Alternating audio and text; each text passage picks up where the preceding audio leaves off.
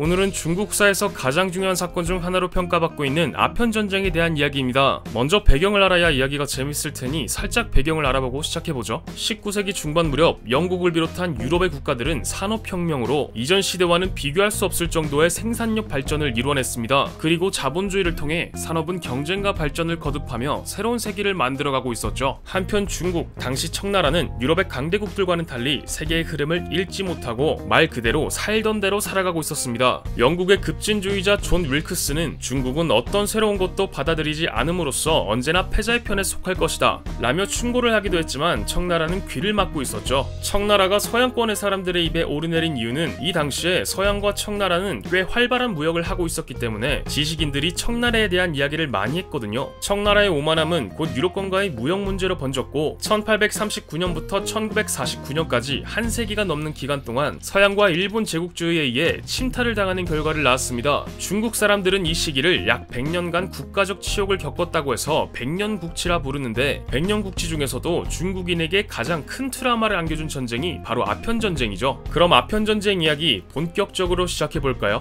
18세기 무렵 청나라는 도자기를 서양으로 수출해 많은 돈을 벌었습니다. 중국을 영어로 차이나라 부르기 시작한 계기도 유럽 사람들이 영국으로 들어온 중국 도자기를 본 차이나라고 불렀기 때문이죠. 그만큼 청나라는 서양에서 도자기 공술이 뛰어나기로 유명했습니다. 그리고 도자기만큼이나 마시는 차 또한 선풍적인 인기를 끌었고요. 실제로 당시 영국의 상류층들은 유행처럼 차를 즐겼는데 영국 일반 가정의 월 수입 중 5%가 중국의 차를 구매하는 데 사용된다는 통계도 나왔습니다. 영국과 중국 간의 무역 중 차 하나의 비중이 90%를 차지할 정도였죠. 규모로 봐도 영국이 청나라에게 한 해 동안 무역으로 지출한 은이 무려 28,000톤을 돌파할 정도였습니다. 반대로 영국의 수출품은 시계와 만원경 같은 부유층을 대상으로 한 물품들이 대부분이었고 대량으로 수출이 가능한 제품은 존재하지 않았습니다. 청나라가 압도적으로 흑자를 보는 상황이죠. 거기다 1757년 관리들의 부정부패를 막겠다는 뜻으로 걸륭제가 광저우를 제외한 무역항에서의 무역을 불법으로 규정해버리기까지 합니다. 영국은 은이 바닥날 정도로 무역 적자를 기록하고 있었지만 청나라라는 큰 시장을 포기할 수 없는 노릇이라 1793년 영국의 조지 3세는 안정적인 무역량 확보와 새로운 무역항을 확대하고자 조지 맥커트니를 단장으로 한 사절단을 청나라의 걸륭제에게 파견했습니다. 그런데 상상치도 못한 분쟁이 발생합니다. 당시 청나라의 황제를 만날 때에는 300구도구리에 간단하게 말해서 황제에게 절을 하며 머리를 조아리는 예식을 치러했지만 맥카트니는 영국 왕실의 위엄을 손상시키는 행위라 판단하고 영국식으로 한쪽 무릎을 꿇는 수준으로 퉁치려고 했죠. 하지만 이를 받아들일 수 없었던 걸륭제는 곧바로 맥카트니 일행을 돌려보내라 지시했고 결국 맥카트니 교섭은 실패로 끝이 납니다. 무역을 확대하기 위한 교섭에 실패한 영국은 무역 적자 해소 방법으로 영국이 식민지로 삼고 있던 인도의 아편을 이용한 아편 무역을 선택합니다. 아편은 양귀비라는 꽃의 열매에 상처를 내면 나오는 하얀 유액을 가공해 만든 약이었죠. 아편은 모르핀 효과가 강력해서 전 세계에서 의약품 취급을 받고 있었습니다. 강한 마취나 진통, 진정, 최면 작용을 했기 때문에 당시 아편은 유일하게 믿을만한 마취제 및 진통제로 사용되었죠. 하지만 효력이 강한 만큼 중독성도 매우 강했습니다. 그러니까 여러분들이 딱 생각하시는 그 약이죠. 어쨌든 영국은 자국 내에서 아편을 금지할 만큼 아편의 중독성과 부작용에 대해 잘 알고 있었습니다. 하지만 영국은 적자를 해소해야 했기에 그냥 갖다 팔기로 하죠. 상인들은 식민지 절반을 총괄하고 있던 동인도 회사를 통해 인도에서 아편을 만들어 청나라로 수출할 계획을 세웠는데 아편에 대해 잘 모르는 청나라는 영국의 아편 수입을 허가해버립니다. 허가를 받은 영국은 청나라 노동자들을 상대로 아편을 팔기 시작했고 아편의 환각 효과는 큰 인기를 끌게 되죠. 아편에 중독된 한 청인은 아편은 냄새가 향기롭고 그 맛이 맑고 달달하며 기분이 울적하고 답답할 때 마주보고 교대로 흡연하면 처음에는 정신이 맑아지고 머리와 눈이 깨끗해진다. 그리고 계속해서 흡연하면 가슴이 갑자기 확 열리면서 흥이 2배로 증가한다. 시간이 흘러 베개를 베고 높이 누우면 만가지 생각이 모두 없어지고 꿈속에서 헤매는 것과 같으며 영혼이 상쾌해지니 진정한 지상낙원이다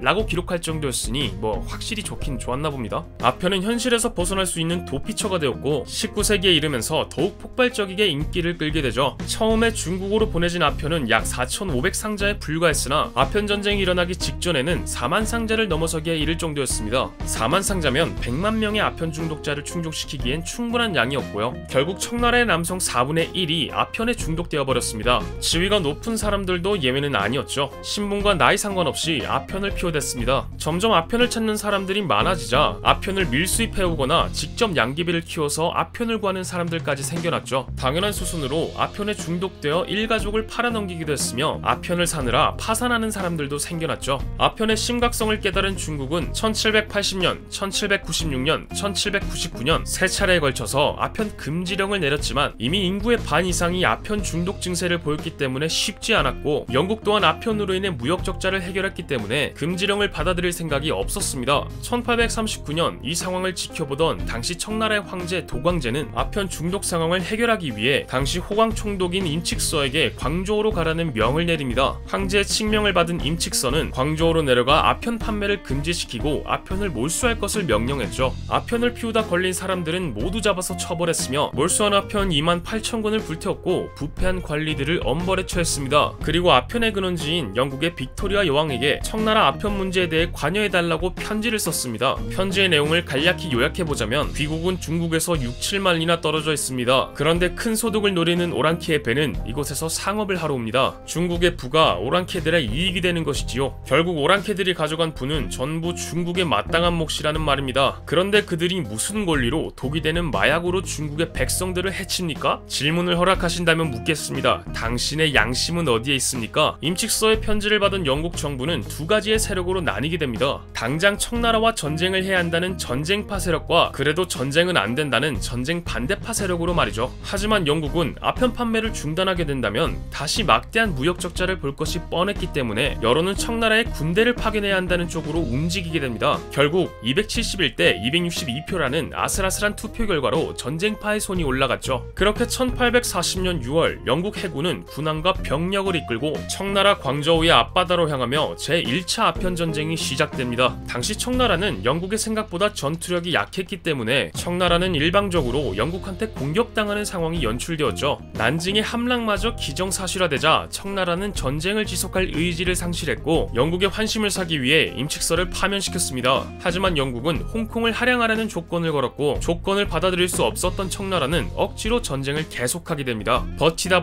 결국 1842년 청나라는 영국에게 항복하고 굴욕적인 난징 조약을 체결하죠. 그렇게 청나라는 광저우, 샤면, 푸저우, 닝보, 상하이를 개항해야 했고 폐기한 아편을 대가로 600만 달러를 배상해야 했습니다. 또 영국에 대한 전쟁 배상금 1200만 달러를 추가로 지불했으며 청나라는 홍콩을 영국에게 내주었죠. 1차 아편 전쟁 이후에도 아편은 계속해서 청나라에 들어왔습니다. 청나라의 아편 중독자는 아편 전쟁 전에 비해 2배를 뛰어넘는 심각한 상황에 처해지게 되죠. 1차 아편 전쟁으로 인해 청나라는 다른 서양 국가들보다 뒤처져 있다는 것이 입증되었고 난징 조약은 청나라 역사를 수치와 굴욕으로 만드는 시작점이 되었죠. 쉽게 말해서 서구 열강들의 침략을 알리는 도화선이었다는 말입니다. 거기다가 청나라의 무능함 그리고 정책에 불만이 쌓인 농민들은 태평천국의 난을 일으키죠. 태평천국의 난에 대해서는 따로 빼서 영상을 제작할 예정이니 조금만 기다려주세요. 1차 아편 전쟁이 끝난 시점인 1842년 영국은 난징 조약으로 인해 많은 이득을 보았지만 만족스럽다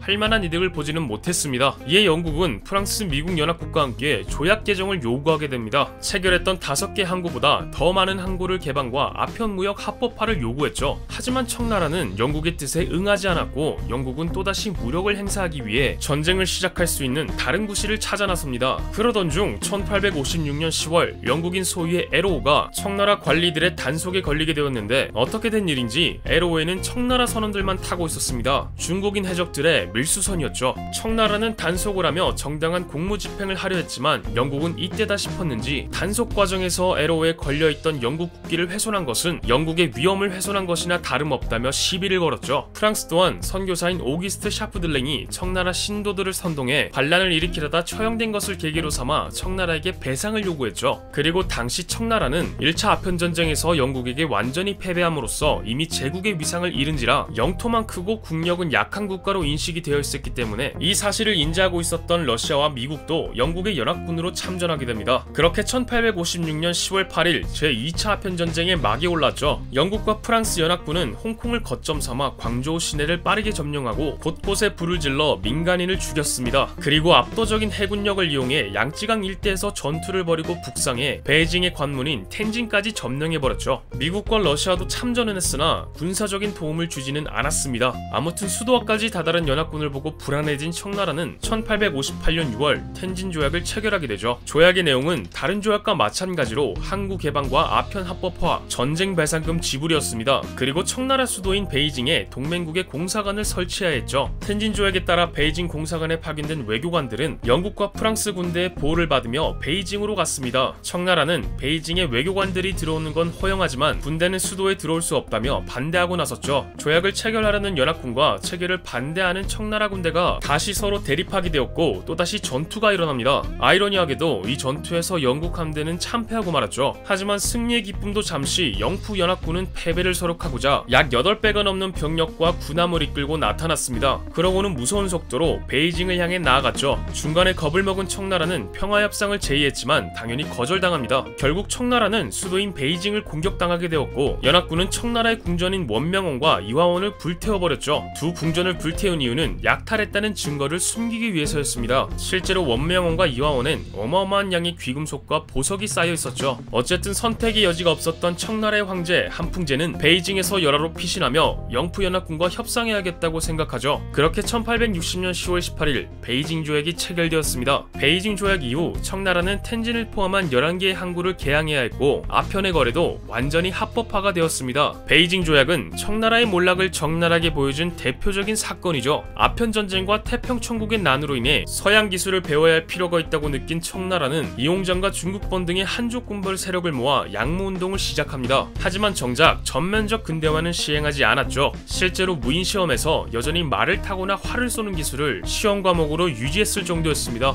결과는 청일전쟁의 대패배로 이어졌죠. 아편 전쟁에 대한 이야기 이번 편은 여기까지입니다.